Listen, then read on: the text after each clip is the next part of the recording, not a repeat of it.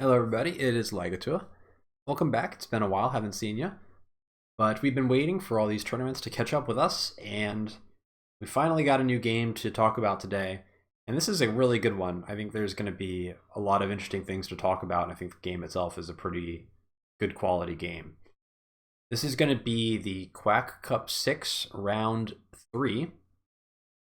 If you have been following the Quack Cup so far, you will know that this is a Fog Tags tournament, and the quack or the quirk with the Quack Cup 6 is tags means two COs instead of one. You can swap between your two COs, and that has a lot of interesting effects on strategies and gameplay and all those kinds of things. The charge dynamics work very differently. It has some impact on what COs might be good relative to their normal solo state.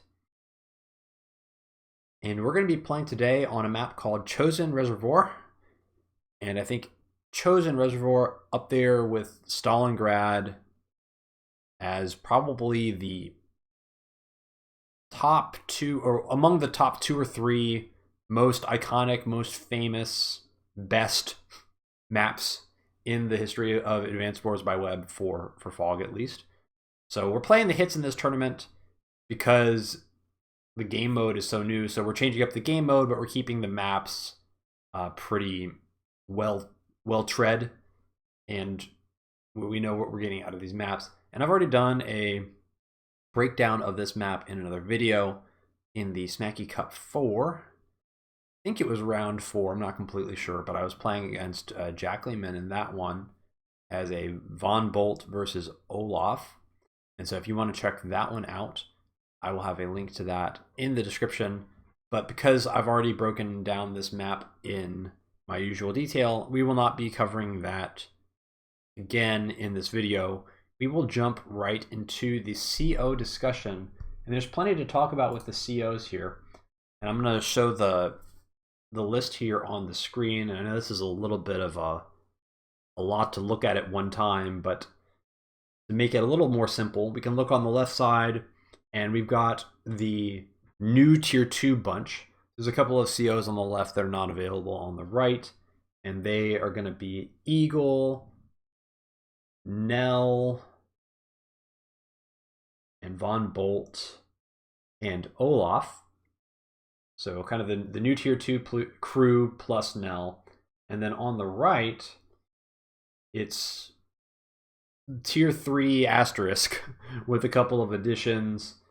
We've got Javier and Max making an appearance when they normally would not be available tier 3, but that's what we got available. And immediately a couple of potential deadly combos should jump out at you if you've had some time to think over this list.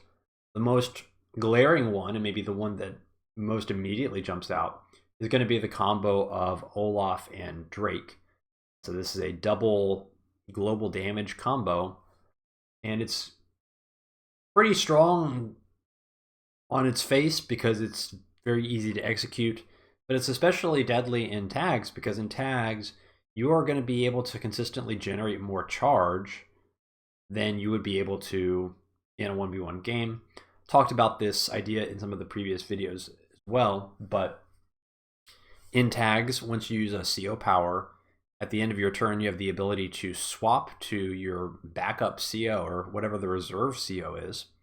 And if you do that after you've done a power, it's going to basically clear out the power immediately, when normally the power would persist until your opponent's turn.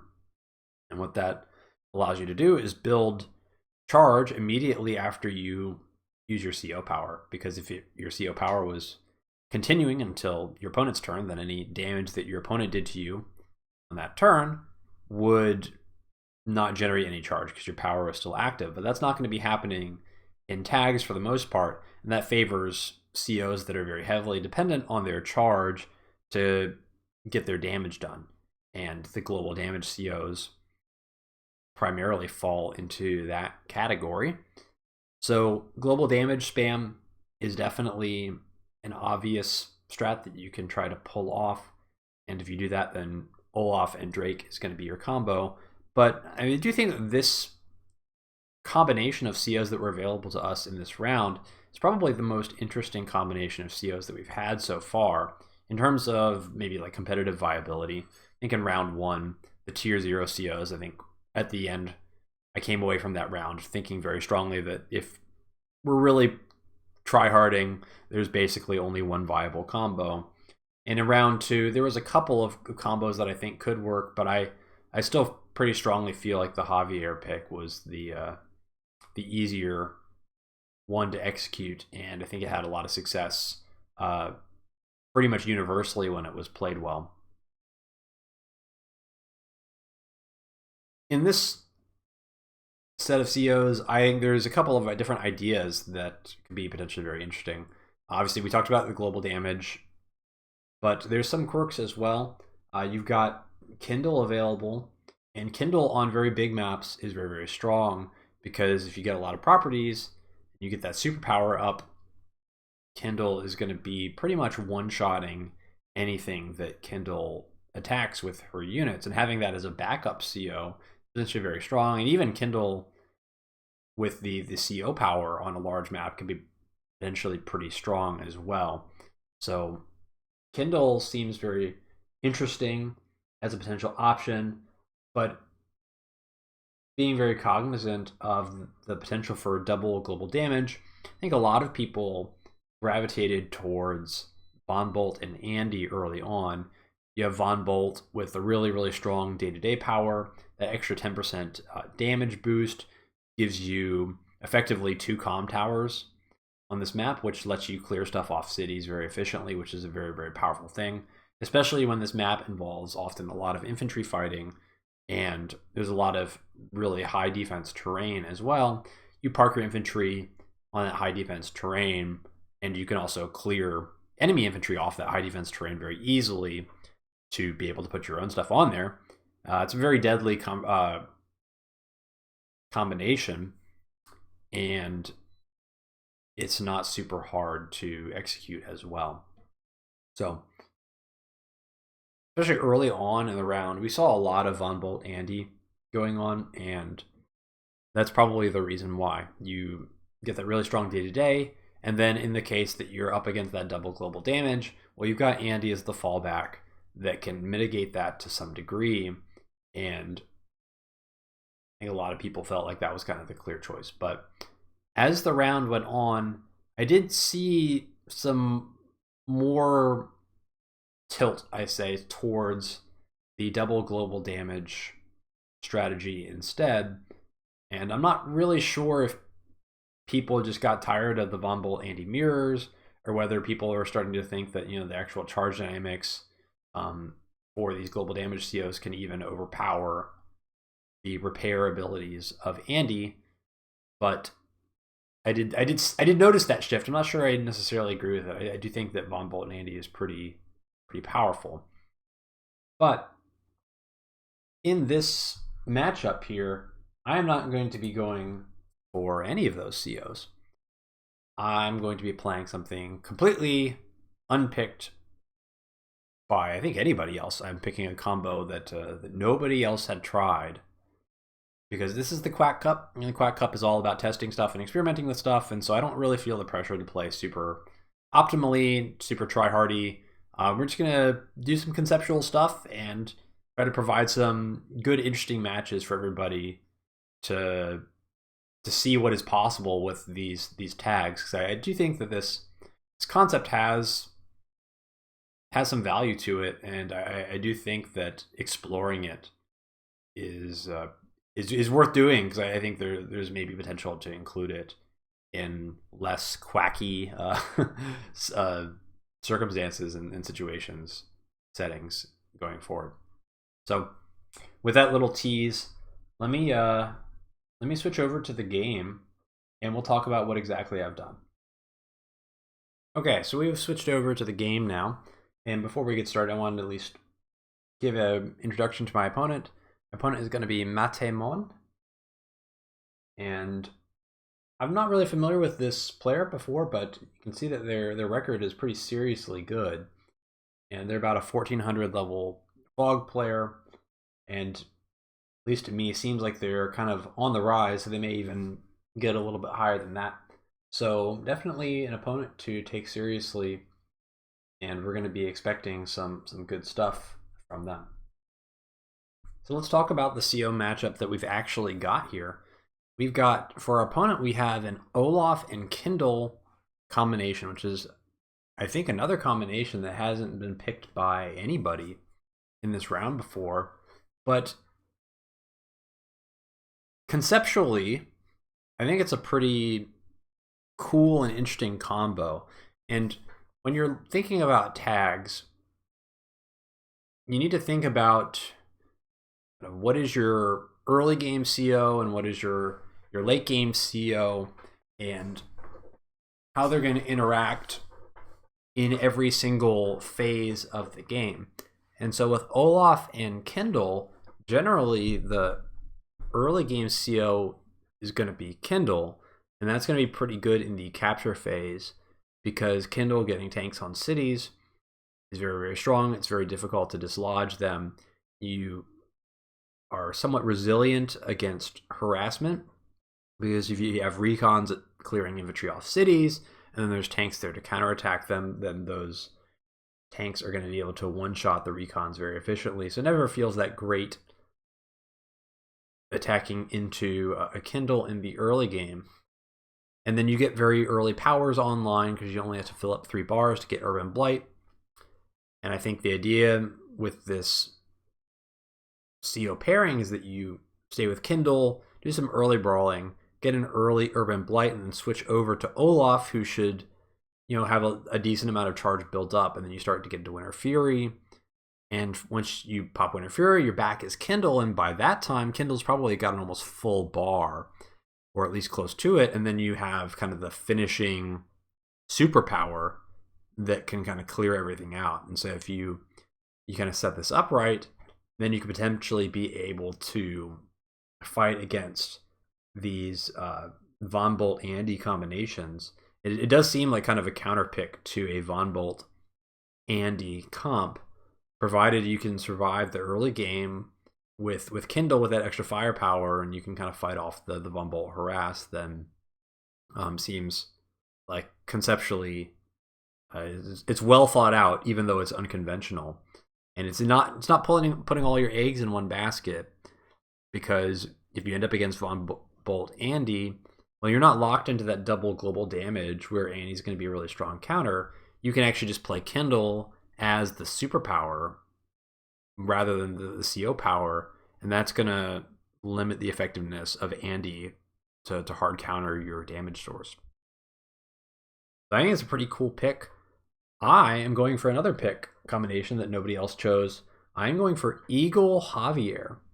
And I think the map committee thinks that Javier is maybe not quite as good as he would normally be because of his charge dynamics.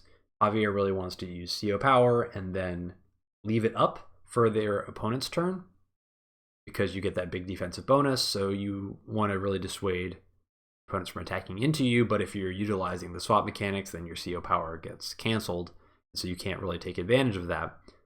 But Javier is really, really good on this map for a number of reasons. First of all, he's got that extra defense, and so there's a lot of high defense terrain where that extra 10% defense is basically turning all of your cities into HQs.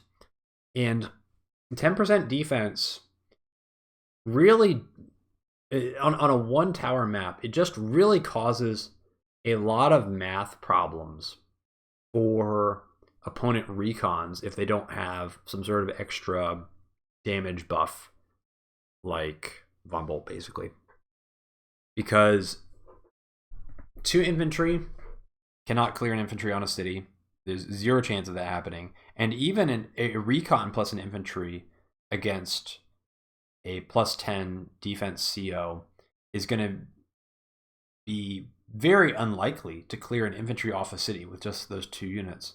And you really need a tank and an infantry, and even then, or a copter and an infantry, and even then it's a coin flip unless you're like Von Bolt or somebody else who has buff damage somehow. And this is actually something that I talked about a lot in my recent Smacky Cup 5 round 5 video, where I was playing Sasha against Javier, and I was on the other side of dealing with this challenge and having all of the difficulty of trying to clear units off high defense terrain playing against Javier. Well, worked pretty well for my opponent in that game, so I think I'm going to be trying it for myself, and I'm going to be pairing Javier with Eagle. And so the idea here is Javier is going to be our early game CO, and we're going to get through the early game with that extra 10-10, or at least the extra 10% defense from the comm tower, and hopefully use that to basically win infantry fights on one front. And then eventually we're going to transition into Eagle, and that makes our late game very, very strong, because if you can stall the game out long enough and just build up a lot of stuff on the board, and this map has a tremendous amount of money that you can get, so you can just get a tremendous amount of vehicles. Once you have that with Eagle and you get your superpower off, a lot of stuff's going to be blowing up. And I think the idea of pairing a really strong day-to-day CO with a really strong power focus CO is probably the strength of tags as like a new format. And I do think that Javier is still... I kind of felt like Javier was maybe under-repped in the tiering for this. I think Javier is better than people are going to give him credit for. And that's not the only reason that Javier, I think, is good on this map. This map is very, very good for artillery, and it's very common for you to have artillery on your weak side here and artillery on your strong side over here, and it's very common to have one artillery on each front.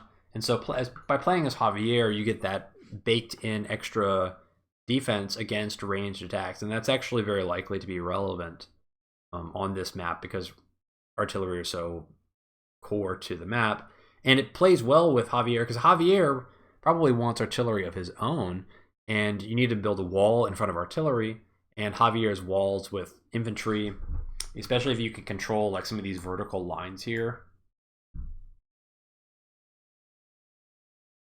If you control some of these sections, like, it's going to be incredibly difficult for your opponent to actually break through. If you just create a line of infantry, you stick some artillery behind it, and it becomes very, very unpleasant to try and deal with that. So I think Javier is a pretty good fit for this map, and having him as my secondary CO is pretty crazy, because then it lets me get Eagle, which allows me to use Javier as the early game day-to-day CO, and then if things go late, then Eagle's never really going to be out of it, as long as you can get into the mid to late game in a stable position, stall the game out. That's basically Eagle's win condition. So a lot of interesting things happening with the CO picks in this map. Let's see how everything plays out. So I'm going to start, let me get vision onto me. We'll start talking about what we're actually going to be doing here. So I didn't have a lot of time to actually do prep for this. Things have been very busy personally lately, which is why you haven't seen any videos outside of just my tournament games in a while. So I apologize for that, but sometimes that's just how life is. But sometimes when things are busy, I decide that I'm going to take an opener from good players that I trust, have thought things through. And so in this game, I'm going to be stealing an opener from a player named Elagatua, but it's a game that I think most people probably weren't familiar with, because I showed it at the beginning of this video. It was a practice game that I played against Holly when we were testing to see if Kindle could stand against Olaf on some of these larger maps where the superpower could be pretty relevant. And I really felt like I liked that opener a lot. And it's it's kind of becoming a staple of my openers, I feel like. It is the old Agro-greed. So the concept of an Agro-greed build is you start off with some early recon pressure, and then behind that, you immediately go into something very, very greedy. And the idea is that you're hoping that your recons can basically get some damage done, and then your opponent has to react to those early recons by building more expensive units to fend them off, generally tanks or artillery, things like that, to deal with your cheap recons. And if they're building those kinds of things, then and they're sending those units to wherever you sent your recons, then naturally the rest of the board is going to be pretty empty, and you can just play very greedily everywhere else on the board, even without supporting those units. And so in the game that I showed at the beginning, I go double recon on the strong side into double T-copter. T-copters are very important on this map. They're going to give you access to the island properties, but I think some people maybe tunnel on the islands a little bit too early or too much.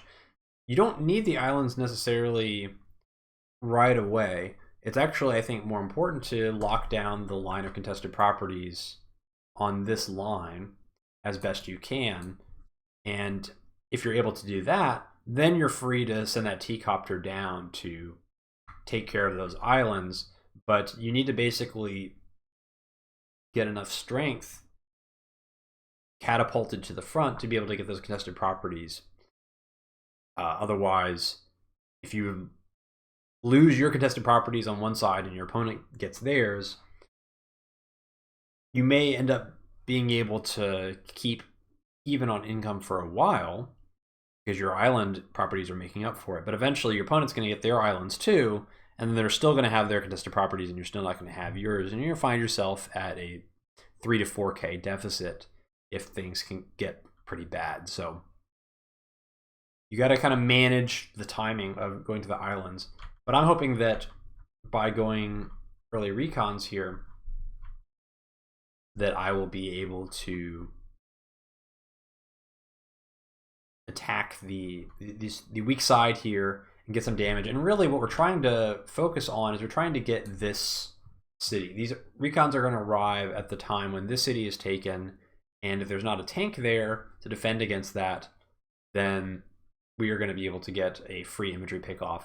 And additionally, having two recons together means that even if for some reason a tank shows up and pops one of our recons, we're pretty much guaranteed to get an infantry kill if we want it, because we're going to get two recons attacking together. And so in terms of unit count, it's pretty hard to have things play out where you end up behind on unit count.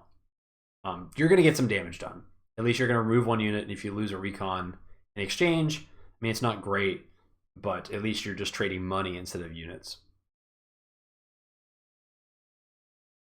Or rather, you're down money instead of units. So sending out these recons early on, we're going to get some boosties here.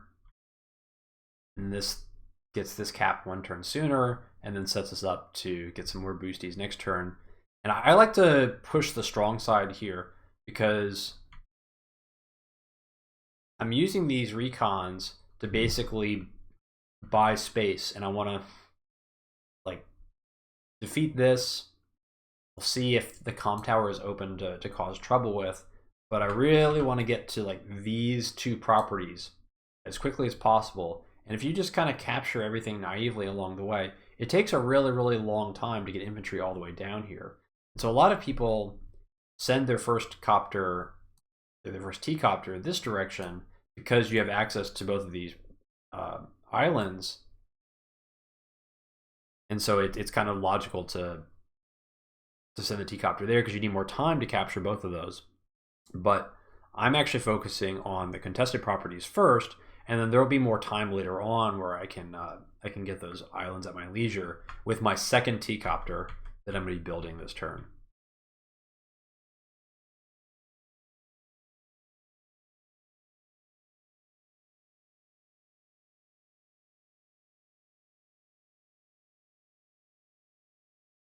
So day 8 rolls around.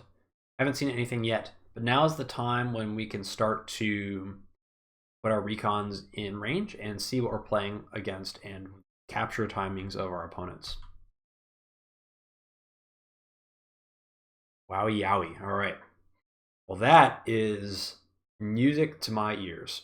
So we see a T-copter there, and based on the positioning of that T-copter, it is 2 moves away from this airport, which means that this T-copter was built on day 6. And having the T-copter there on day 6 eliminates a whole bunch of timings for tanks to exist.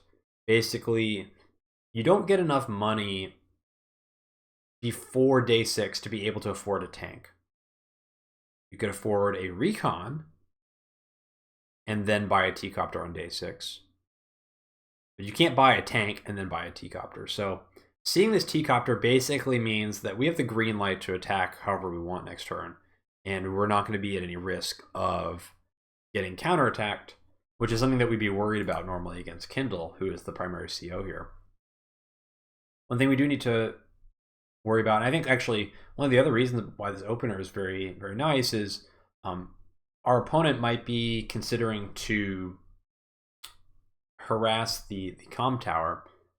Now, this is actually a little bit less of a concern when you're playing against a Kindle Olaf combination. If I were playing against a Von Bolt Andy combination with these COs, I would have to play this opener very, very different, because Von Bolt absolutely has pressure potential to be able to deny this comm tower for a very long time, and we need this comm tower very badly because we're Javier, and if we don't get the comm tower, the whole point of having Javier is basically a disaster. But against Kindle and Olaf, the threat to deny this comm tower is not really there. And so I'm actually not really worried about having to defend this comm tower. I think it's pretty unlikely that I'd get harassed here. And if I do get harassed here, then that just means I have the green light up here to go crazy for a really long time. And generally speaking, I could play as Eagle for a while if I had to on 0 towers. And eventually I'm going to be able to build up enough tanks and copters and things like that where that comm tower area is going to be secure, and I'm going to have enough infantry to finally lock it down. So in the long run, I'm not super concerned about pressure against this CO combination, so I'm not really respecting the possibility of enemy harass down there.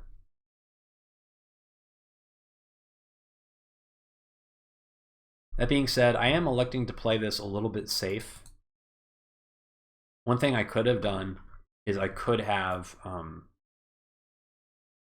sent this guy here to go for this city a little bit earlier and then set it this way. But if there's any sort of early like recon blocking on this city, like a day 4 recon, I think maybe could get all the way to block this comm tower potentially, or maybe day 3. But my opponent was doing something crazy. I felt like, and we're not going to risk it, especially against Kindle, because Kindle recon on the city, send the infantry here, and then recons here. You can't send this infantry on top of it. You're losing an infantry for free. That would be really, really bad. So we're going to play a little bit more passively and just get vision first. See that nothing's there. And so we're just going to make sure that we get this comm tower, because if we take this well, we need the comm tower next turn because we're going to be attacking next turn, right? Based on what we've seen. But additionally, if we don't get this comm tower in this next turn, we're probably going to be revealing our 2 recons. And if we reveal our 2 recons, that's pretty much going to give the green light to any opposing recons to go hit our stuff, because they're going to know we're not going to have any tanks or anything like that. So we're going to make sure that we get our most important property before our opponent knows how vulnerable we would potentially be to something like that. We've done some very aggressive infantry movement here to get all the way to this very contested property very, very quickly, leaving all of these ones behind. We're going to kind of let our T-copter boost infantry into this area to clean up some of these. But the reason we want this infantry this far forward is because Javier is going to benefit from being on cities. And so if we end up thinking that there could be a tank here, and there actually could be a tank, if this is day 6 T-copter into day 7 tank sent to this direction, which is it's a thing. yeah, it's not. I'd say it's not the only thing, and it's definitely there's probably some other things that are more likely. But in the event that happens, so like this infantry is for sure going to the city next turn, right? Like that's why he's there. We need this infantry here because so he goes up here, recon goes here, and then we need another thing to clear the infantry off so that this recon can then just sit on the city. And then even if somehow there's a tank that's going to arrive, all it can do is smack into the recon on the city, which is going to do about 5 HP damage to the recon, instead of being able to clear the recon off in one hit. And if for some reason we don't end up needing this infantry over here, well, he just finishes the capture and gets like one of the most contested properties. Or I guess this property should belong to me, but this is like these two are like the most two that could be contested. So either way things go, it's going to be pretty good for me.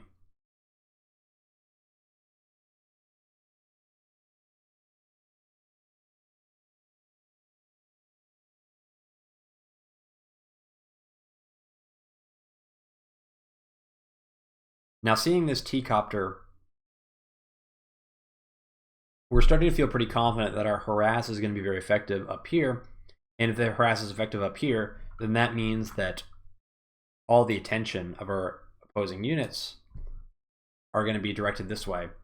And so we're actually going to be going for a very, very slow tempo deploy here, going in artillery.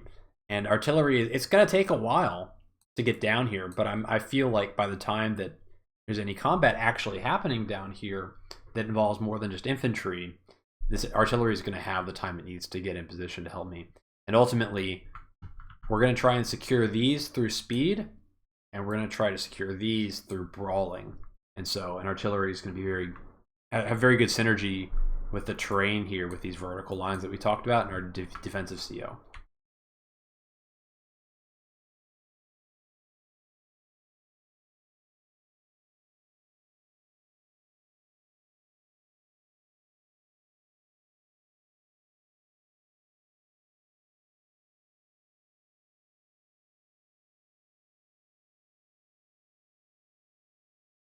Okay, so we switch to Javier this turn because we're going to get the comm tower. The first thing we do is we always just capture that. Wouldn't want to forget that because that's pretty critical as Javier. And now I have an interesting turn to set up here because there's a whole lot of targets and a whole lot of different things that we could do. So one thing we could do is similar to what we talked about last turn, where we pull this recon off here, and the infantry comes here, and then recon onto here, and we basically just hard deny this. We take our free dude, and then from here, this guy is in position to go to the port, so we get that very quickly. So it's not like the most economical option, but it's a valid option. But one of the nice things about this comm tower not being captured yet is we've got plus 10 defense, and if we deny this comm tower, I mean, we can't get the comm, like, sure, two comm towers is a victory condition as Javier, but that's just not going to happen. You can't realistically steal this comm tower. However, if you do deny the comm tower, it just makes Kindle infantry absolutely impotent against Javier, and being able to deny this for a long time sets us actually up very, very well to start fighting down here, because we've got a lot of push with our T-copters bringing infantry down to the side very quickly. And so this is a pretty similar concept to what I did in the game against Jackleman, where it was a day-to-day plus defense CO in Von Bolt going against Olaf, where you kind of have the early brawling advantage. And so we're going to try and bully our way into this line of contested properties while the recons buy us space to lock these down as well. So the longer we keep our opponent at 0 towers, there's really not much that they can do. And you're not going to be able to clear anything off of a city if Javier has a unit on there. So it makes you very, very safe. So a lot of good possibilities there. So the problem with doing that is there's a lot of bad things that can happen. So 1, 2, 3, 4, 5, 6. 1, 2, 3, 4, 5. So if we attack this this tower, we're potentially in 2 turns of the airport. So a early copter could potentially get onto a property and counterattack us with the Kindle damage bonus. Additionally, any tank, you could have a day 7 tank sent to this weak side, and if that's the case, then it's going to be able to reach these properties and counterattack you. So I've got a plan to basically try and cover myself in all situations so that I can get the absolute most damage done after I finish these other captures. So I'm going to go in here and I'm going to hit the comm tower infantry first. And the reason I'm doing this in this order is I would really love to deny both of these. This would be a pretty huge strategic boon to me. And we saw the T-copter, so it can only go so bad. But by attacking the comm tower, we get vision of all these cities. And one thing you should notice is that the reinforced path from this base and in this base, it goes to the same place. It goes to 1, 2, 3, 4, 5, 6. 1, 2, 3, 4, 5, 6. So that 6th move is the exact line that we have vision of. And so if we were playing against a day 7 opener, or day 7 tank opener to follow that T-copter that we saw, there's very, very, very high likelihood that we would be seeing a tank here, because you generally you're going to be moving your tanks the full movement distance. So we see nothing. Seeing nothing likely means that there's no day 7 tank, and if there's no day 7 tank, that means that we are free to just go absolutely wild with our recons, knowing there basically can't be anything to counterattack against them. So we're just going to hit both of these, and then we're going to finish the cap, because these caps are not going to finish next turn.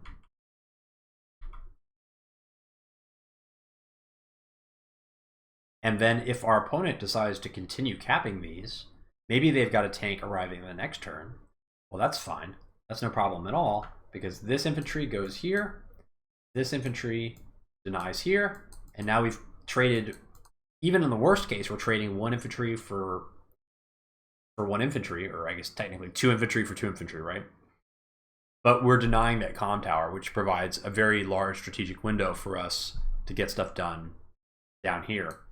And fighting without a comm tower into Javier with a comm tower, it's not fun. Now my opponent doesn't know that I don't really have anything behind these recons to fight with, but that's my opponent's problem, not my problem.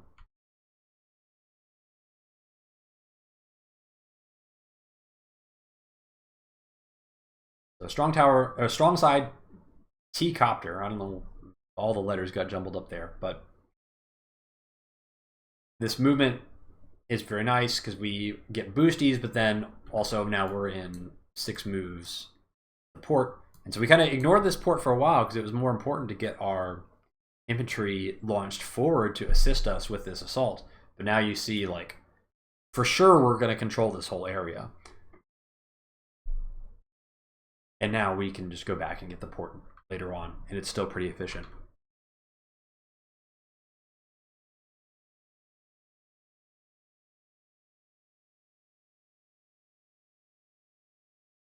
As we see an artillery go up into this forest. And that's the challenge of opening artillery. First of all, you're opening artillery against Javier, so I'm definitely not scared of that. I think if you have a tank on a city and you're Javier and you get attacked by an artillery, I think it only does about 30 to 35% damage. You're only taking that tank down to 7. It's still going to be basically a 3-shot on a city. So Javier, not too scared of the artillery here, especially knowing where it is, and elects to continue both of those caps. And we see a tank show up, and seeing the artillery and the tank show up in addition with the T-copter basically tells us for sure that this is basically everything. This is everything on the map. We saw the T-copter, which went up here. We see the tank. We see the artillery. There's no vehicles at all down here. And that's a good timing because now, I mean, we've got no vehicles down here either. We've got a recon that's going to show up. But this tower is not going to get capped. We have the green light to send anything and everything onto these cities and just attack anything in sight. And it's going to be a positive outcome for us. So that early vision, we're punishing a really greedy opener, and then we're doing a greedy opener behind our aggro opener. This is a very, very strong rock, paper, scissors win for me. And having this tank here doesn't necessarily feel all that good because my opponent doesn't know anything about what I've done. For all my opponent knows, I could very easily have a tank behind this to counterattack anything that that is going to fight into my recons.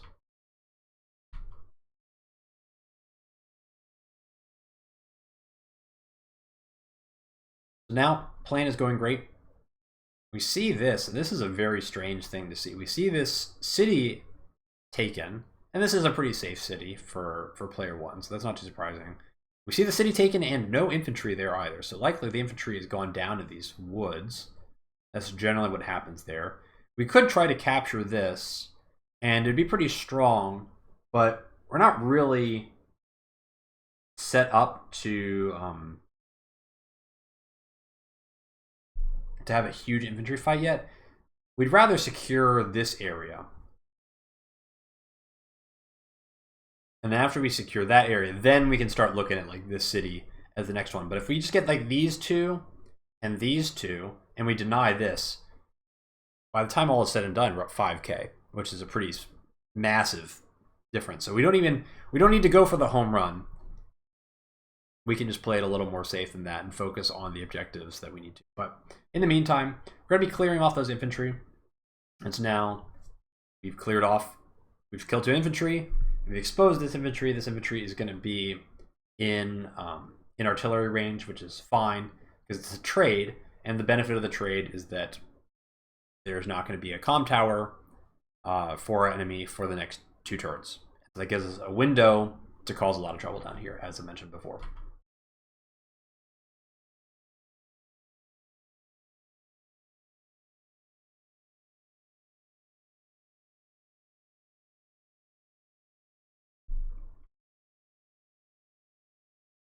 And so, yeah, we caught this infantry trying to sneak down to this port very early, but now not only we see into the forest with the T-copter, and we've got our infantry on the port. And this is a Javier infantry on a port against 0 towers. That infantry ain't going anywhere. And what do you do about this guy? Like, you can't get this guy off. It's going to take 3 infantry to clear this guy off. And I've got guys ready to fight. So I would love to take an infantry engagement down here, knowing that like Kindle's going to have to send everything this way. Otherwise, Kindle is never going to get this comm tower. So there is no way that Kindle can fight down here. Or if Kindle fights down here, I'm just going to deny this comm tower forever. Because I can stream in infantry. I've got infantry, like all these caps are pretty much done. So all these guys, these guys are just coming to fight. And we've got an artillery on this side. Now we want an artillery on this side as well, because I'm starting to feel like we've got an opening here. We can really stall this out. And we can just, there's no way that Kindle can fight until this comm tower is taken. We can just drag this out for 2 or 3 turns. Give all our stuff time to kind of catch up with the army. Get all these islands starting to be captured, and we're going to end up in a really good situation. This is the power of that day-to-day CO. Javier is my kind of technically the secondary CO, but still really, really strong. You know, playing Javier against Kindle, it's a bad time for Kindle because Kindle can't get those city bonuses for the attack if Javier is already on the cities. Kindle's got no answer for that. So we're just going to sit on here. And we know that there's a tank and artillery. Unlikely to be a recon showing up, so there's some chance that our recon could get plunked by a tank, but our opponent would be pretty bold to try something like that. So I think likely what's going to just happen is this infantry is going to get popped, and he's going to have to start camping this tower to be able to lock it down, and that's fine by me.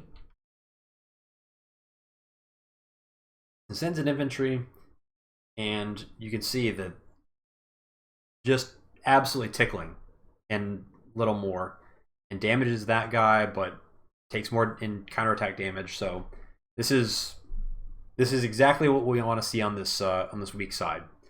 Just infantry battling, and we take care of the infantry, and then we get a really strong push into taking these properties. And I don't think that Kindle's going to be able to do anything about that unless she commits vehicles. So see the artillery plus the infantry clears off my infantry, but that's fine. That was a trade.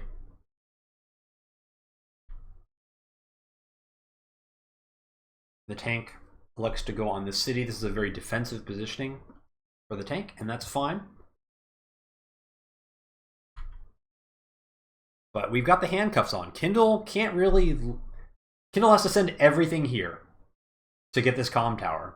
And until this comm tower is secure, everything has to go here, and we know it.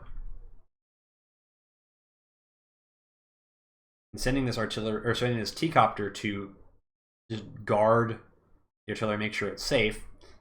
We know that there's no way that we can actually break into that artillery, but our opponent doesn't know that, because our opponent has very, very bad vision based on the units that they've deployed. So fear is good.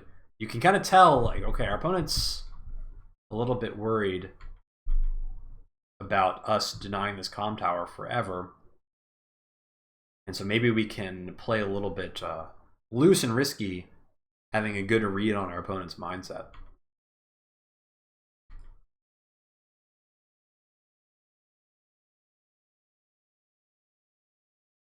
So we see nothing with our recon. Kind of surprising to see all the empty space here. I was kind of expecting to maybe see something, especially like maybe here or here. So we're just gonna clear off the infantry that have been given to us. We're actually unlucky to kill this. I think this was like a 60% to kill that we didn't get. But the old Elagatua 60% means 0%. Some things never change. But okay, he's only at 1 HP, and we can start capping this next turn. And the important thing is, like, we got this forest, right? Once you got this forest, nothing can fight here. So we have a stranglehold on this port, and getting these ports is very, very strong.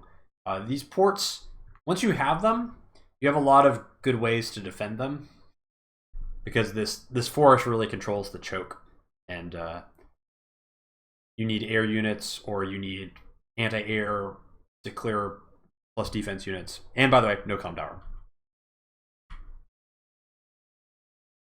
So now we have a really strong push down here. So all we're going to do is we're just going to deny that comm tower. We're just going to delay it. And it may seem like we're throwing an infantry away for nothing here, but the reality is that I'm thinking that our opponent is very concerned that we're going to deny this comm tower forever. And so what I'm expecting might happen is our opponent join caps here. And if our opponent join caps, then it's no longer losing infantry for nothing. It is just a 1-for-1 infantry trade. And if that happens, then we'll just let him get the comm tower, and that's fine. We've delayed it another turn, and then next turn we'll start to consolidate our control over this area without having to really fear anything. The next thing that I need to think about in this turn is what to do with this infantry. This infantry has two choices. One, I can go here to the port, and the port is one of the most contested objectives on the map. That'd be very valuable. But seeing how my opponent is positioned down here, there's also a decent chance I could try to steal this property. The problem with stealing this property is, look at what is here. And that is nothing. I need probably 2 or 3 more turns to actually set up where I can fight around here. And if I go for this property, that means I have to delay this port an extra turn. And what I'm worried about is my second batch of reinforcements after the recons actually went to the weak side here. So my opponent for sure is sending everything over here because they're worried about the comm tower. If my opponent realizes that this is all I've got, and then they're able to deny my port capture in 2 turns, or if they have like a recon that shows up and denies this cap, I'm not going to really have anything that I can do about that. But I do know that if I send this infantry to the port this turn, there's basically no chance that it's going to get interrupted because this tank is too far away. You can only reach to here. So do I go greedy or do I go for the sure thing?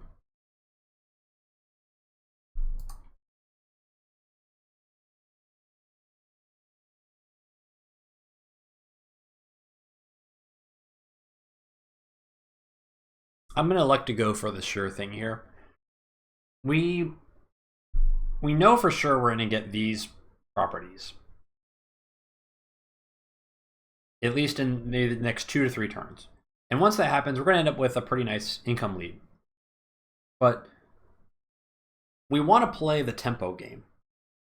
We want to basically lock down this side before our opponent can push us over here, or just maintain status quo over here and prevent our opponent from securing this. And if we kind of get things in a stable situation, we can build up a really large force. And that's going to be very good for Eagle, and it's going to allow us to benefit from the income lead that is going to eventually develop from this pretty successful early game aggression. But it's also important to not get too ahead of ourselves, because we do have eventually an income lead. But our opponent did get to these islands before we did. So even though we managed to get some of these contested properties that our opponent doesn't have on the other side of the map, the fact that they got the islands first means that up to this point, the incomes have probably been pretty even. And so sometimes if you're a little bit rambunctious or over-aggressive, you can think that, oh, I've got more properties on the map, that means I'm going to be stronger. But that's not necessarily the case. Income is a leading indicator, I guess. Your income goes high, and then you start to build that advantage like 3 turns later. But the start of that 3-turn timer hasn't even started yet, and it probably won't start for another 2 turns. So I actually still need to be very respectful of our opponent's power on the map. Although the longer that we can deny this comm tower, I think it's very unlikely that they're going to feel comfortable actually attacking us. And we want that to just kind of stay that way as long as possible. We're going to put our recons on the cities and heal off the chip damage that we took earlier from attacking the infantry. And this is Chosen Reservoir, so you're going to want a lot of copters. Copters are very good because the airport is far forward, so you can reach the front lines faster. And also, Eagle is our secondary CO, or I guess primary CO, depending on how you want to look at it. So Eagle Copter is very, very good. That infantry gets taken care of. He was a sacrifice.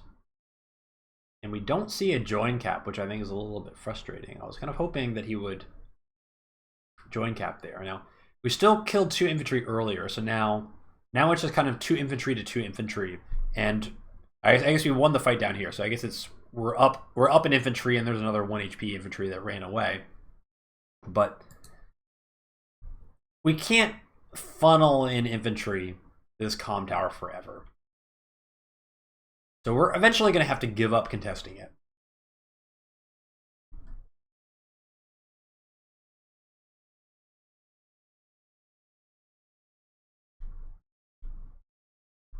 But by playing it like this, we can definitely send another infantry in.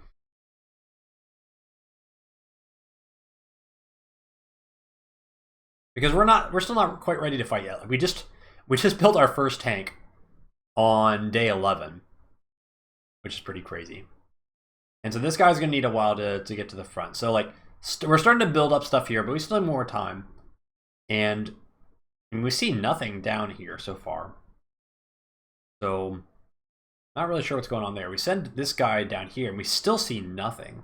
This is a very weird thing. Like normally you would at least see some like infantry in this area. The fact that you see nothing is like, where is his stuff? Like we've got like 8 units down here and we see nothing at all. And we had the recon here earlier, or he was here, but he's here and now he's here and we saw nothing in either place. Like where is all the stuff? Is this a trap?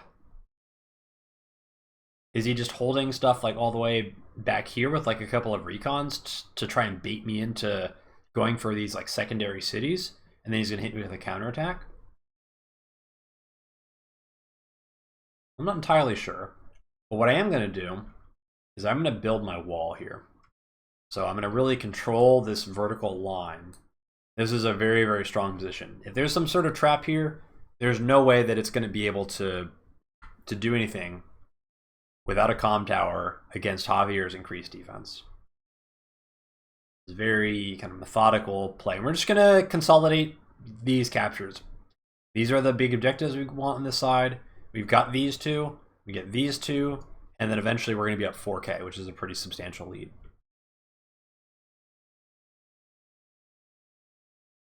Don't need to get ahead of ourselves. And we're going to attack this again. This is probably the last infantry that we're willing to sacrifice here. Losing this guy is going to bring it to like 3 infantry to 3 infantry overall on the map. But we've lost all 3 infantry like up on this front. And we're starting to see like kind of a lot of infantry here. And so we don't want to get too crazy. Like this is a delaying strat, but it's not a full denial strat. And we do feel comfortable sending this guy because bringing this guy down to 1 almost certainly means that this is going to get join capped. If it doesn't get join capped, we might even consider starting to commit vehicles to deny this even further, to stall this game out longer. But it's very unlikely that there's going to be any sort of vehicle fighting initiated by Kindle without having this comm tower locked down first. So send this infantry, but as long as this gets join capped, it's just we're trading 1 infantry for 1 infantry and it's fine.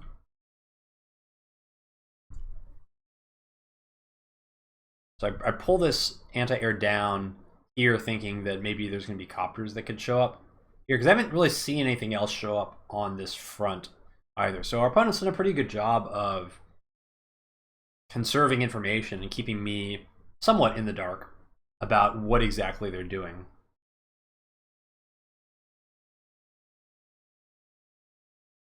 And we're just going to get a bunch of vehicles out. Now we're at 24K, so we're at the point where we can start to get like 2 vehicles plus a copter pretty easily. And we're starting to get these islands locked down. And so probably like by the next turn, that is when we're going to start to have a pretty big income lead. Opponents had these islands, but we're starting to get ours. Like we got 1 this turn. We'll start to get the rest of them online. And we've got all these contested properties coming in. Like these captures are going to finish. But still, things have gone very well. But up until this point, like it feels like we've had way more control over the map, but we're unlikely to actually have had an income advantage up until like starting with the next turn. And then by the time that income advantage actually kicks in, and all those units that I'm building with that income reach the front, it's going to be like day 15 or 16. So it's like really important to like not get too crazy, even though like we're clearly doing well.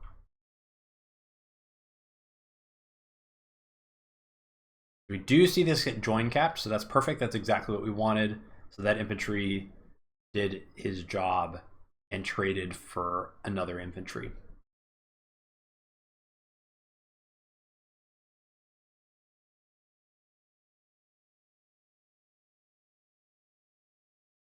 We see another infantry showing up. This is a lot of infantry, by the way. Keep in mind, this is a lot of infantry, and we killed 2 infantry earlier, And he just joined an infantry. So this is 6 infantry that we see, and we've already dealt with 3. This is a lot of infantry. And there's a decent chance that there's some infantry on these islands as well. So this is like a lot. Like, look at our infantry. 1, 2, 3, 4, 5. This is already more infantry than we have. And I've lost 3, and he's lost 3. And some of my infantry is still showing up. And I've got, like, no infantry behind this. So this is, like okay, this is looking pretty strong here.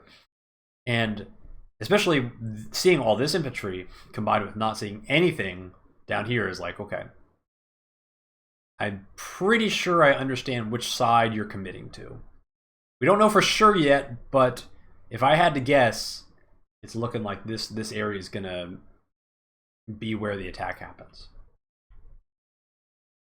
Still not willing to go for this property, though, so this is good. Like, our opponent has had very little vision. We haven't seen any recon show up at all. We're not sure if they can take it, and that's exactly what I want. I'm seeing infantry leave here, leave this forest. So all the indications are pointing towards it being time for us to, well, we need to prepare to defend this area, because this is looking pretty terrifying. So you see the joining cap. We could deny this again. We could. But I'm looking at all this infantry, and I'm like, if I continue to trade infantry into this, and I would have to burn a recon to do it this turn,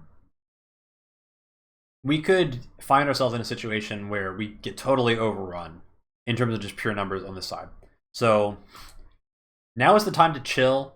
It's not the time to overextend any further. We did great. We denied this comm tower for a really long time, and we didn't really have to sacrifice a lot to do it. Now we need to prepare to receive an attack. And the way you do that is you conserve your infantry. So let's take care of our captures. We're going to try and basically full reinforce this side. Still working on our islands, but we're almost done with the islands now.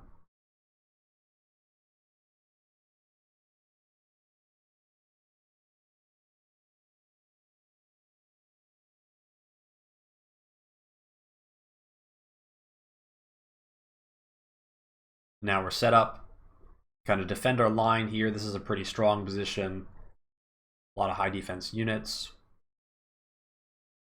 And we're going to at least start poking at this one, because we see nothing. Like, the worst thing that could happen here is, like, a recon shows up and pops into this guy. But keep in mind, our opponent has not seen anything of ours either. So our opponent may be assuming that this down here is our strong side, when in reality, we're basically just sending everything up here from now on. And we put the artillery here because if any infantry are going to, like, clear this guy off, there's a good chance that something is going to end up here. There's a nice safe place for it. So this is a little passive. It's a little passive for sure, but we're set up, and pretty much nothing bad can happen to us in this situation. We're still just trying to lock down this port, and we just got to convert our objectives. It's going to set ourselves up very well for the game as it continues to go later. And we're going to be teching into a Neo-Tank now, because now we're at like 26k income starting next turn. And I believe split income is like 25k or 24k, something like that. I should probably look that up, but I'm not gonna. But we got an income lead, so we want to be building a lot of air units and mixing in some tech. Our opponent gets the comm tower. The T-copter come very aggressively in here, and now our opponent is no longer scared of us, despite not having really any vision. Recon comes in. What does the recon see? 1, 2, 3, 4, 5. So sees a copter, sees a recon. Not a whole lot else.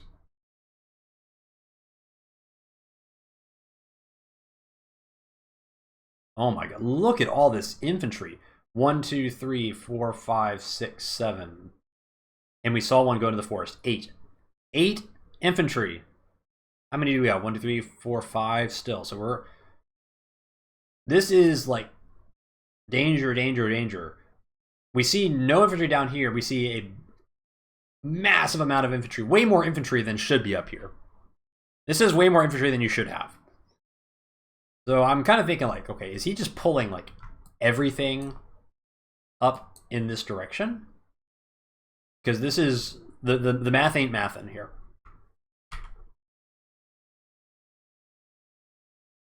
Oh, and now anti-air comes up. Okay, so recon doing me. Oh, and another tank too. Goodness gracious. And seeing infantry come in here. That's fine.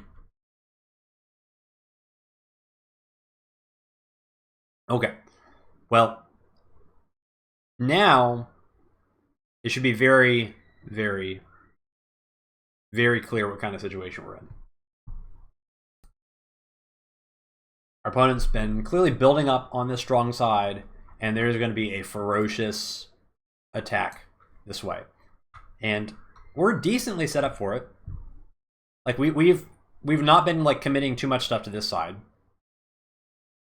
But looking at the numbers, like we can't fight this. Even as Javier against Kindle, like the numbers, this is everything. This is everything on the map is here. It's everything. So it makes it very obvious what we need to do. So I try to send this recon in here. This would normally be overextending. But we see so much up here that there is no chance that our opponent is strong enough to match what we have down here, even though it's not that much. In fact, I'm a little bit nervous that we have too much down here. But what that means is that this second line of properties, this is going to belong to us. And now we're just going to play a race. If you're going to commit absolutely nothing to this side, and you're going to send everything up here in a giant death ball, well, I've got these properties already. I'm going to make you take them really, really slowly.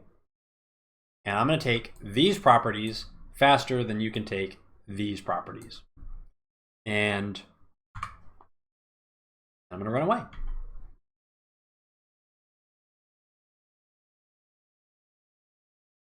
Because I need time for this Neo tank to show up. I need time for this now. I'm at 27K, so like, the income is flowing in. I need time to make stuff with all these funds that I'm getting from being ahead in income. So we're just going to back up here.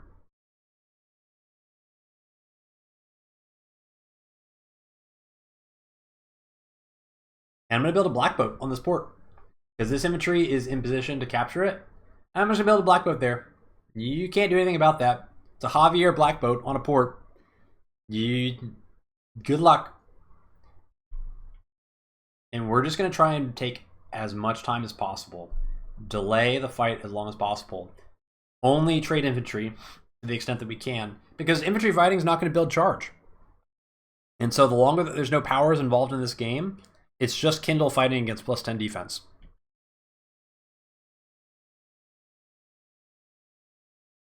Seems pretty good. You see this retreat immediately. So that's basically conceding this property for sure. So we're already going to be flipping this one. This 3 HP guy delays this a turn, which is, it's okay. And copter into black boat, tank into black boat. I mean, that's... The fact that he's willing to send these guys so exposed just to hit the black boat, like, tells us everything we need to know about the state of this game. Well, and look at this. Anti-air coming in here. A little bit unlucky that we didn't end up putting the artillery like back here somewhere. I thought he might go for this city, but it's not what ends up happening. And he's going to do all this to clear out the infantry in the woods here. It's a pretty nice move. And then going to be capturing this. So I end up losing 2 infantry here, which is pretty painful because I'm already... Like, just look at all this stuff. Like, my infantry are... I'm kind of hurting for infantry. You know, I got like 4, and I've got another one coming, and these guys... I mean, I know what's up. Like, These guys normally would reinforce this front. No, they're not reinforcing that front. They're going this way. Everything's going this way.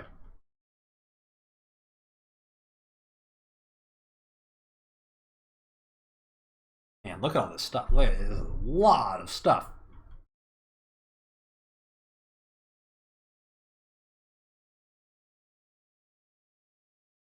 Okay. So here's the challenge. I have some good options here. I could set up like a pretty decent trade if we send a lot of the stuff in. I can send like the tank into the anti-air and basically clear this out, and then there's like stuff that I can do to basically take care of both of these and send a copter up into this copter, and that would be a pretty strong trade. The problem though is just now, as I capture this property and I capture this property, is the full effect of my income advantage going to be in place. I'm at 29k, so I'm up like, I think I'm up 8k in income, which is a massive amount. But I built a black boat last turn, so that's kind of where the 8k went for one turn. But that's okay, because more stuff on the map that costs money is going to be a way for me to generate charge. And generating the charge without negatively impacting our unit count is a very good way to go.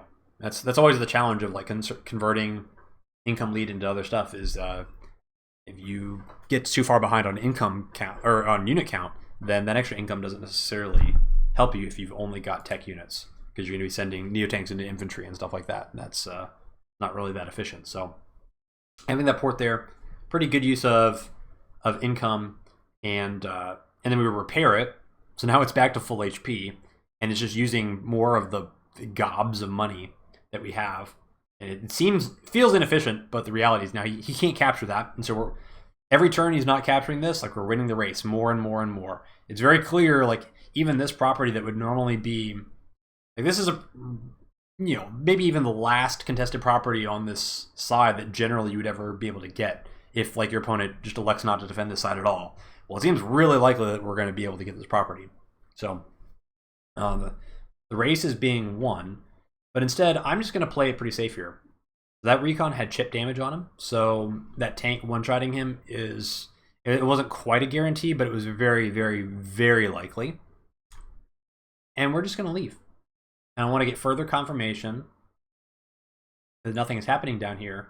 And if you're going to play this death volley this far in the corner, your safe properties are not actually safe. In almost any other circumstance, what I'm doing here is a ridiculous overextension. Like I'm just chilling with this anti-air here because I know 1, 2, 3, 4, 5, 6. 1, 2, 3, 4, 5, 6. So he's out of range. It's gonna be 3 tank moves to reach any of this stuff. And what did we see last turn? We see a copter. 1, 2, 3, 4, 5, 6. 1, 2, 3, 4, 5, 6. So that was 2 turns ago. That's 9. That's almost half of the income showing up there. And so I think the worst. So since this copter is here, that means that there's basically only 1 vehicle's worth of money left for our opponent. I guess technically you could have like a tank and a recon, but recons we're not worried about. The worst that could show up here is 1 tank, right? Because the copter's already there. So I guess a tank and a copter, maybe that's like the most that could be mustered here.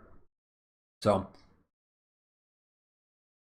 and I just think like everything's going this way. It's very, very clear that everything's going this way. And if he's not going to commit anything to this, I'm just going to go for it. Like I'm Javier. I've got defense.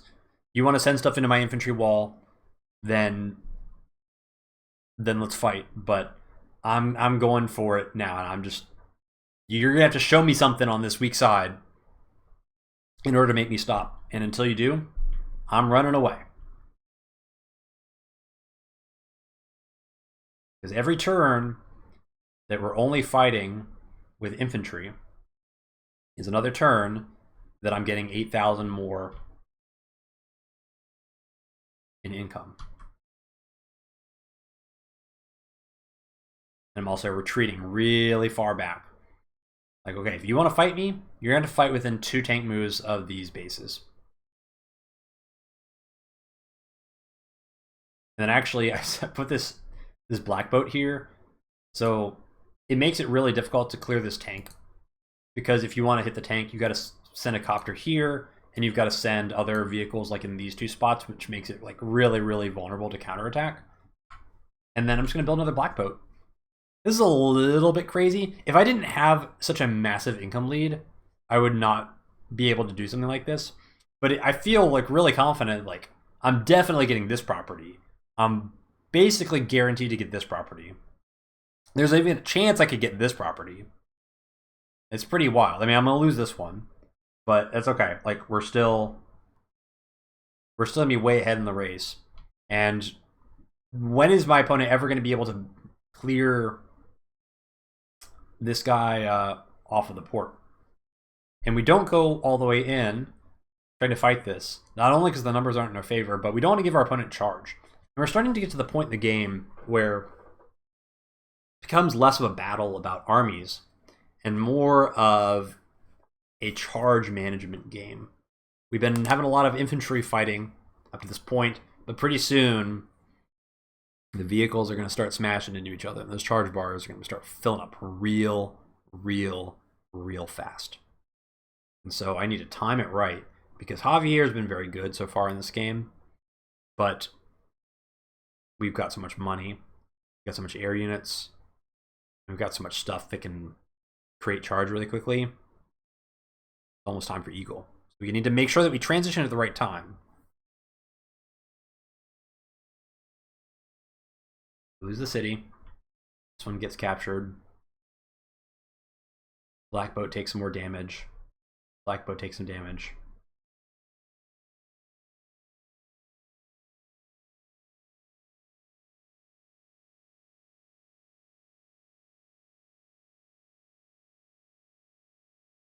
You see some infantry come in here. And there's not enough to take out even this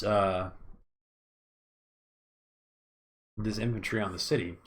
And so it's our turn again, and you can just see from the way this played out, like the fact that nothing showed up here means literally everything is going in this direction. Everything is up here. Literally everything that our opponent has made this entire game is up here.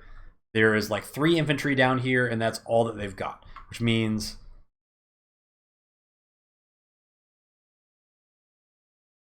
this is like we're actually kind of spread out, because all this stuff is not being matched by our opponent. So we're still actually kind of weak up here, despite everything. But let's take our hard-fought gains up to 31k. That is a 10k lead. 10k. A lot. I think that's one of the largest income leads I've ever had in a game that was not like over. And this game is not over, because the CO powers now are going to take over everything. It's going to be way more important than any of the income from here on out. But I need to see what's going on here. Holy smokes. That is a lot of stuff.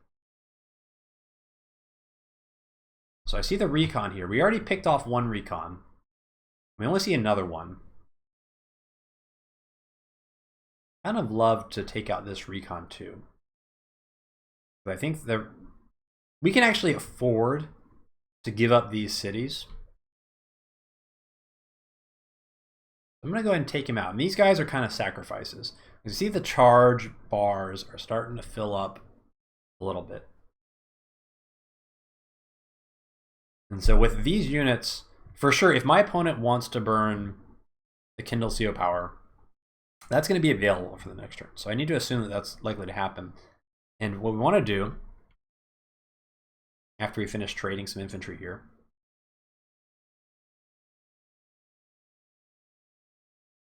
So now this is actually a really important scout. So we see a mech here. This mech.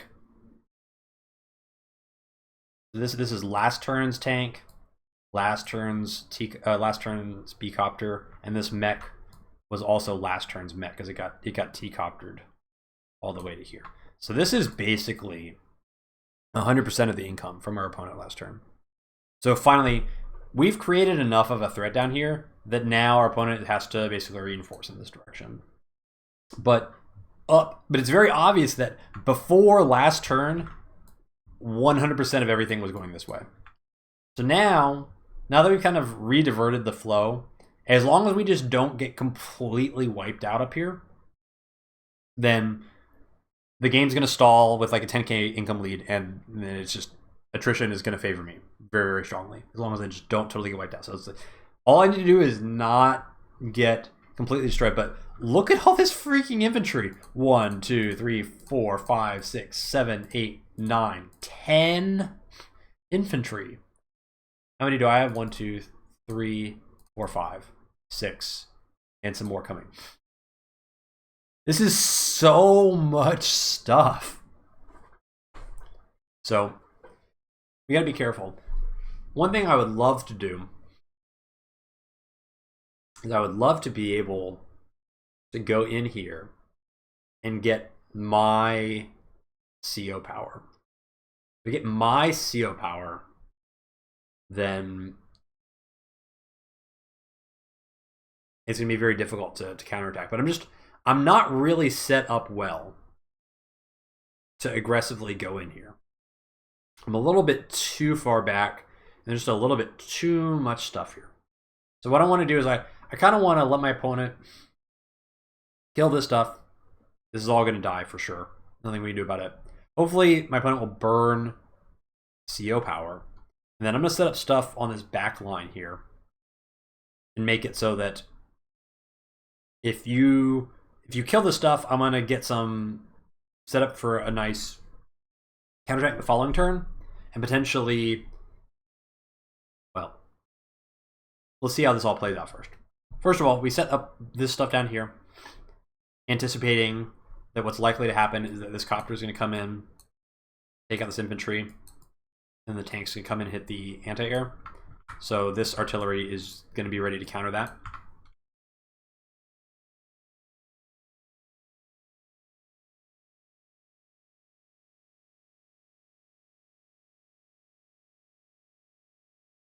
And we're just going to try and build a wall with crappy units just outside of the infantry line.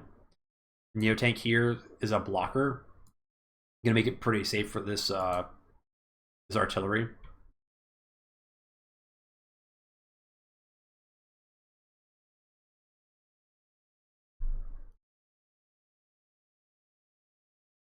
And then this guy is going to come down as the second backup to guard this anti-air. So if the tank comes in like this, then we've got the artillery and the tank to basically counter that.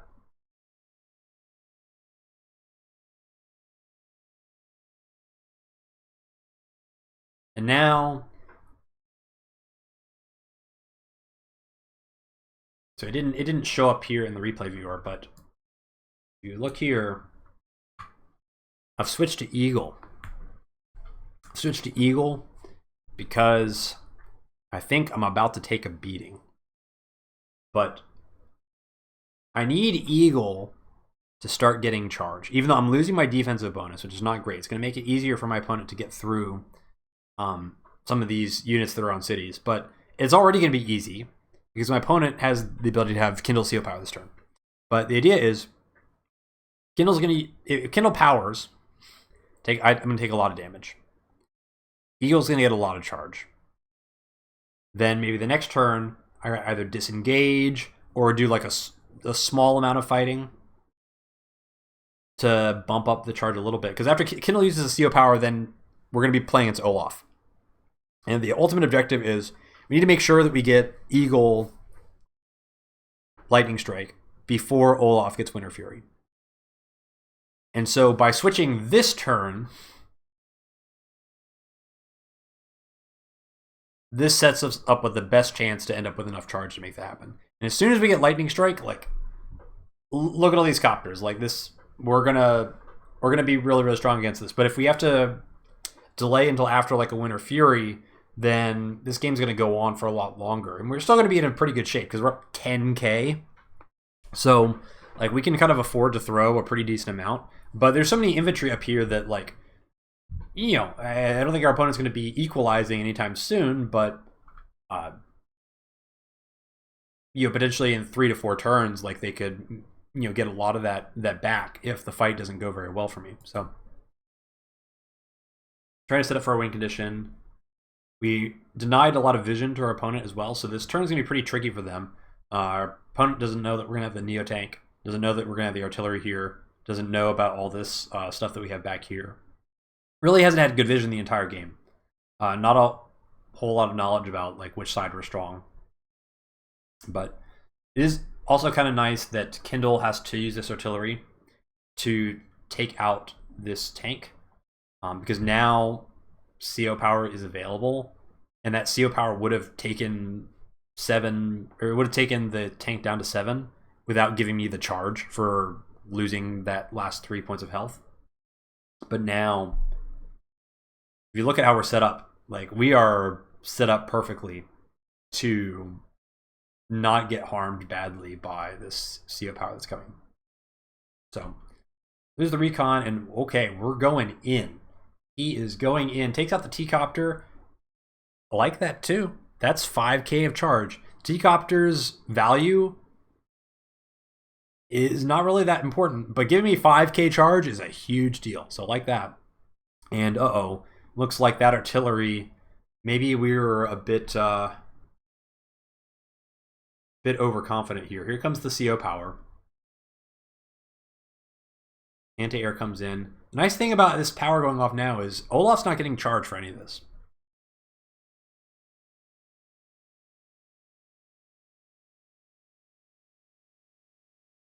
Anti-air goes in here, and he's just going for it. This is a full yeet. And honestly, like,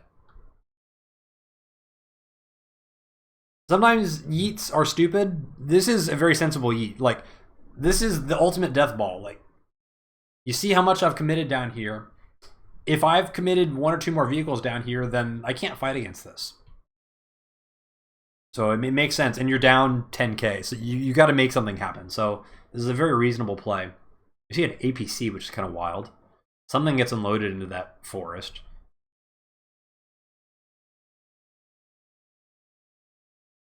All right.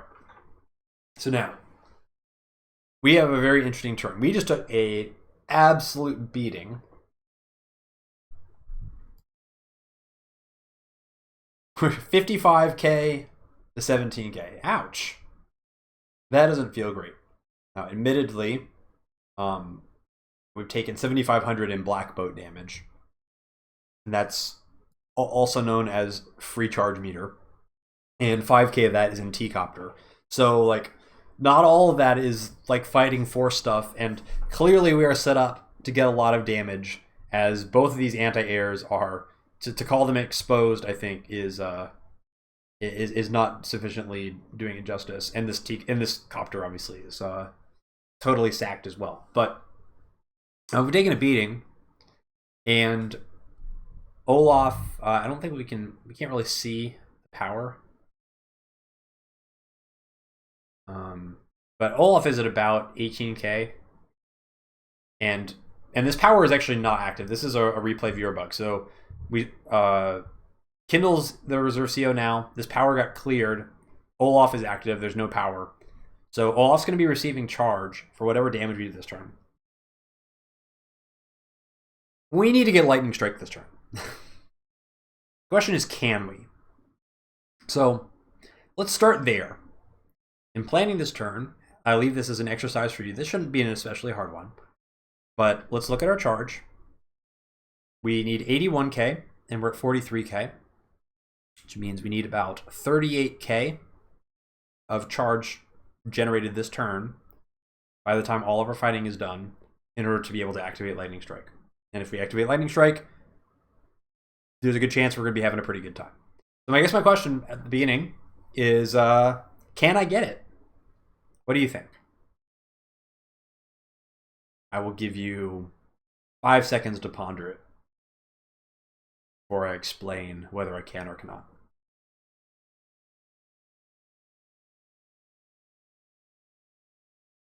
Okay, that should be enough time. The answer is extremely obvious if you see the same thing that I see, and the answer is that yes, we can 1,000,000% get it. The question is, at what cost? So let me show you. These two anti-airs being so exposed means I have like unlimited copters that I could sacrifice into these anti-airs. And if I sacrifice these copters into anti-airs, first of all, we can just do some basic math here. So we assume that these two anti-airs are going to die, and the copter is going to die. These 3 units are for sure, like no matter what happens, these guys are all dying. So that's it's 16k, 25k total of units, and you cut that in half, so it's 12.5k. And we need to get to 38k. So now there's like 26k left of charge that we need to find somewhere. Well, you sack 3 copters. There you go. You're there. So that is all the math that you have to do to at least prove that we can get it if we want. Okay, but obviously you don't want to sacrifice 3 copters into anti-airs because you need some vehicles left over to actually fight the enemy army. So now that we know that we can get it, and the other thing we need to think about is if we clear out some of these exposed vehicles and then we just retreat, are we going to be giving our opponent Winter Fury? And so again, here's 25k of units here. The reality is we're going to be clearing this tank as well, and that's up to 32k. And I think Olaf is only about 44k away. So the reality is Olaf would only need 12k on Olaf's turn to get Winter Fury. So if we go and we attack in here and we don't get Lightning Strike, we can't really retreat without having to commit to like a much longer game, because we're going to get Winter Furied, and that turn we're not going to want a Lightning Strike, and we're going to be kind of lining up here trying to stall for the next 4 or 5 turns, and our opponent's going to be equalizing some of that income lead, and it may still be okay, but it's definitely way better for us if we can get Lightning Strike, as long as we don't sacrifice too much for it. So the question then becomes, how much do we actually need to sacrifice to get Lightning Strike? What is the minimum that we can sacrifice? And really the key threshold is, do we need to sacrifice 2 copters, or can we get away with only sacking 1? And I'm not going to spend the time going through all the maps. I'm just kind of walking you through the thought process, because there's like a lot of calculation involved, and this is the classic like high funds / standard problem where you have to do like all the spreadsheet stuff to figure out whether things are possible. This is not quite to that extent, but I'll kind of walk you through this turn as we get there with hopefully much less math than we've talked about to this point. First of all, sending that anti-air into the copter generates just a pretty good amount of charge. You send the tank in to hit the APC, which also generates about as much charge as we can. This would be a really stupid play to do if we didn't know for sure that we could already get Lightning Strike, okay? So you wouldn't do this unless we knew we could do it.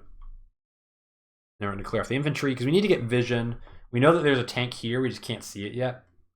So we need to see if there's anything else here. And we'd like to potentially get this recon like up here to see what's back here, to see if there's any additional opportunities. But we kind of just need to do things in order. Now we take out this anti-air, because we know that at worst we can sack 2 copters into this guy and it'll be enough. But we get this cleared out now. So now we've got a vision of this guy. So now we know we've got some copters that we can use for fighting. We can send them in.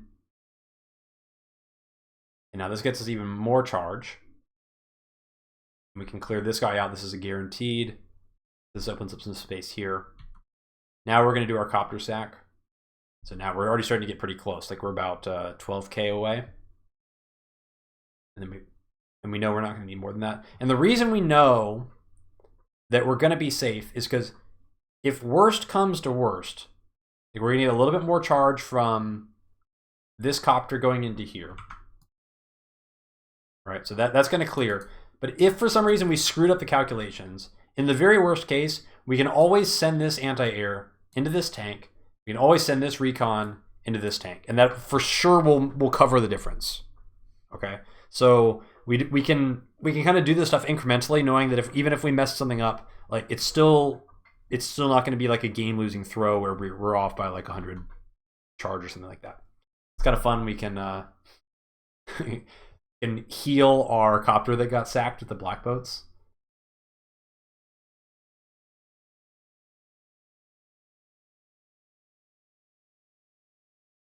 Clear him out. But at this point, I've done the math, so I know that we're safe. So I can actually send in the copter to hit this artillery. Huh. It was at this moment that we realized this thing is even more over than I thought.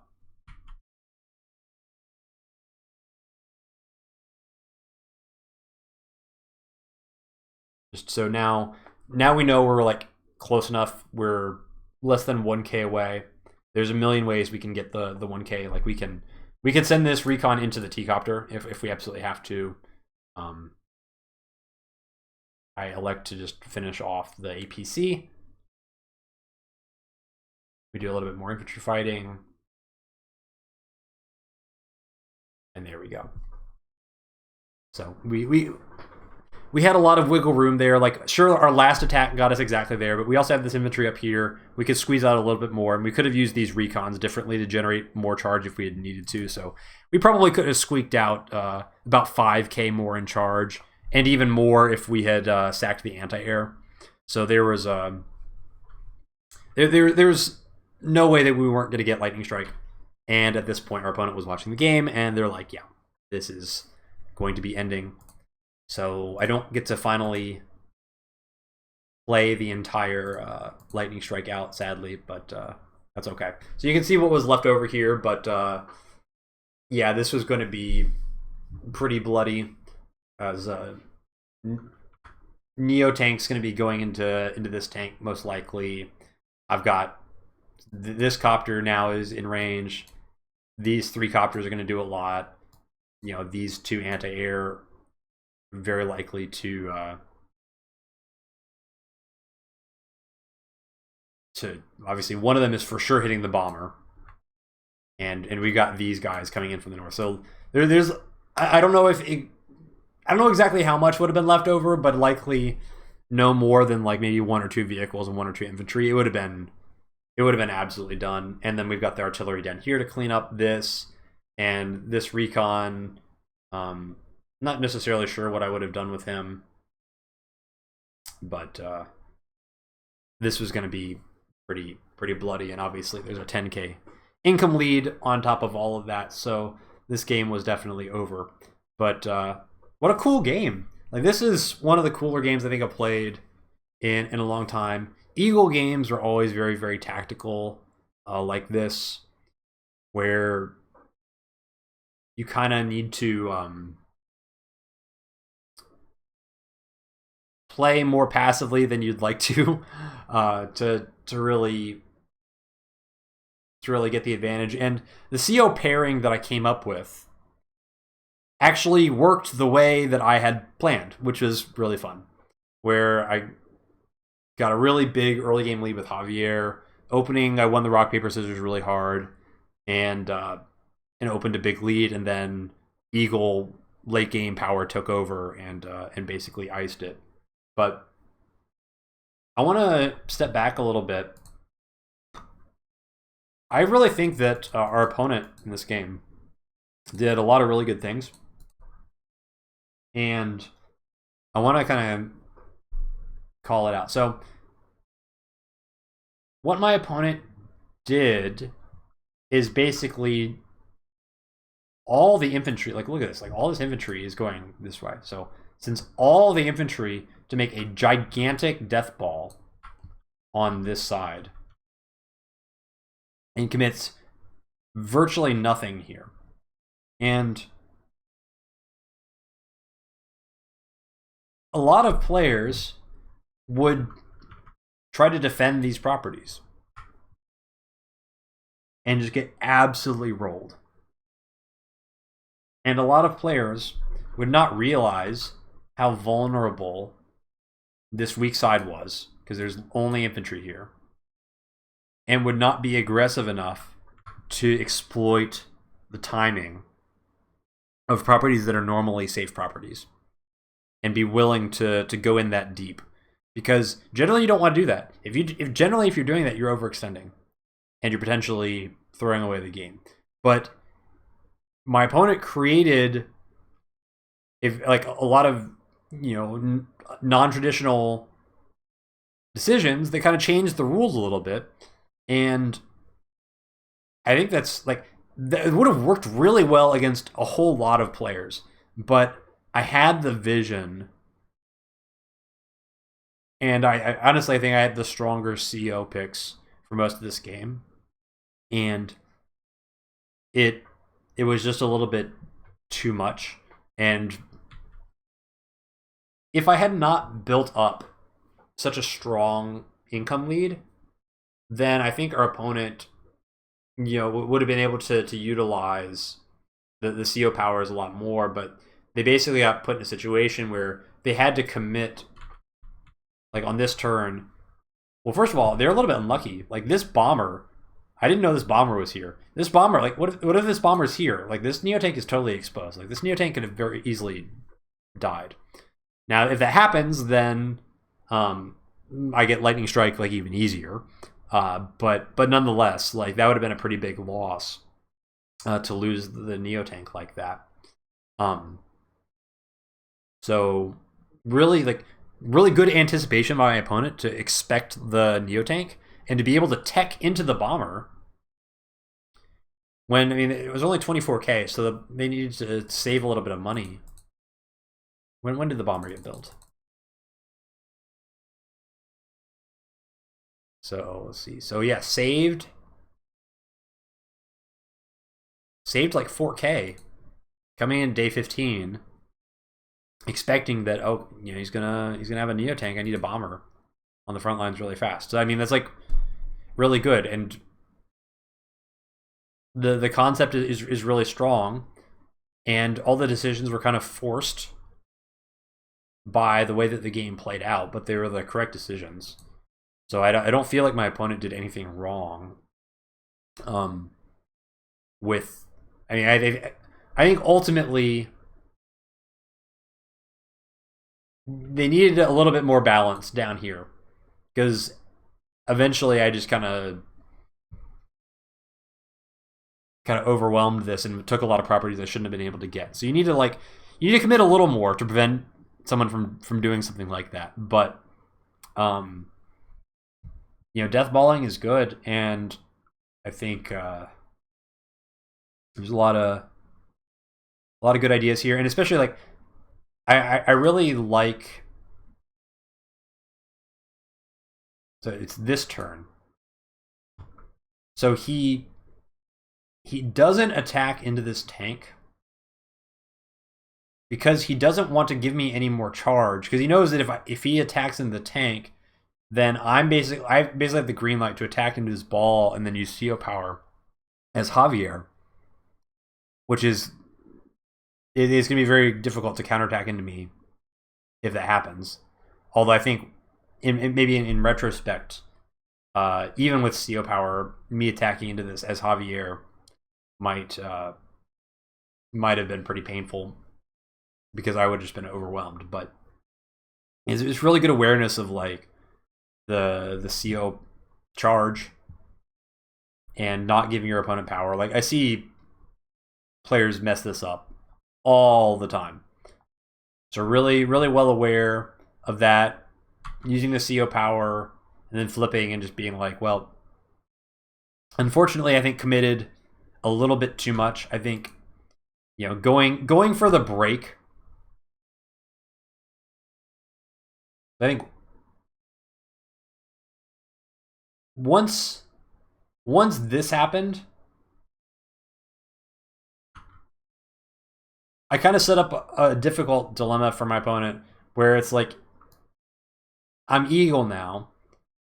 If you commit, you're pretty much guaranteeing that I'm going to be able to have a way to get lightning strike. But if you don't commit, then you're getting first hit by a Neo and an artillery, which also feels bad.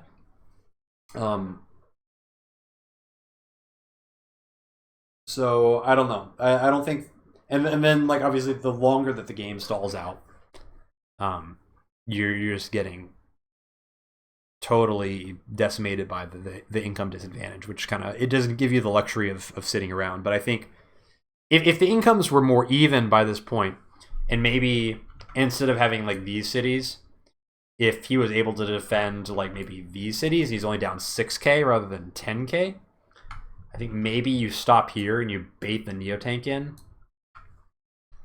and then from there, maybe you can get first Winter Fury, and then the game becomes more playable from that point.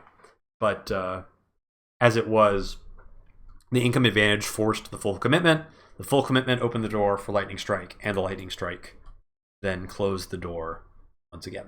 So that's going to do it for this one. Thanks for watching. Hope you enjoyed it. I'm back to waiting again. Smacky Cup 5, I think we're still probably going to be waiting for at least a month before the finals start. So going to be a while there. And I think you're likely to see the Quack Cup 4th round before you see the Smacky Cup 5 finals begin. But stay tuned for that. But it's Ocarina of Time season for me. I'm doing a lot of stuff related to my ROM hack for that. And actually, so here's a fun little closing bit. So if you've followed this channel, you may have seen some really, really old videos of mine relating to a game called Hero Academy, which is it's about 15 years old at this point when I started playing it. The game, not me. I was older than 15 when I was playing it miserably. And that game kind of became no longer maintained, and they took the servers down many years ago at this point. But someone has put together a remake of it that is free to play online, and so if you enjoyed that game and you want the chance to you send me a challenge if you want. I'll probably roll you pretty hard, but you can send me a casual challenge. I'm happy to kind of play casually with anybody who wants to play. I will put the URL if you want to check that out and sign up for that website. I'll put that in the description if you want to do that. And I'm hoping that they're going to add replay support at some point for that game. And if they do, then I'm going to start making some shorter videos just kind of explaining what the game is like and kind of the basics of how to play. That it won't be something that's going to replace like the Advance Wars content, but it's something that I like to do back in the day, and it's something I have a lot of knowledge about. And we can do some slightly shorter videos maybe for a change to go over those replays. So we'll see if that ever happens. I don't have any commitment one way or the other that they're going to actually add that in, but something that could be fun in the future. So check that out in the description. Go sign up. Send me a challenge if you want. It'll be fun.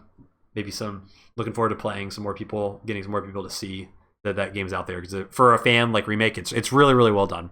I'm really, really impressed by the developer who put it together. So anyway, that's all for today. Thank you, everybody. Hope you had a good time. We'll see you next time.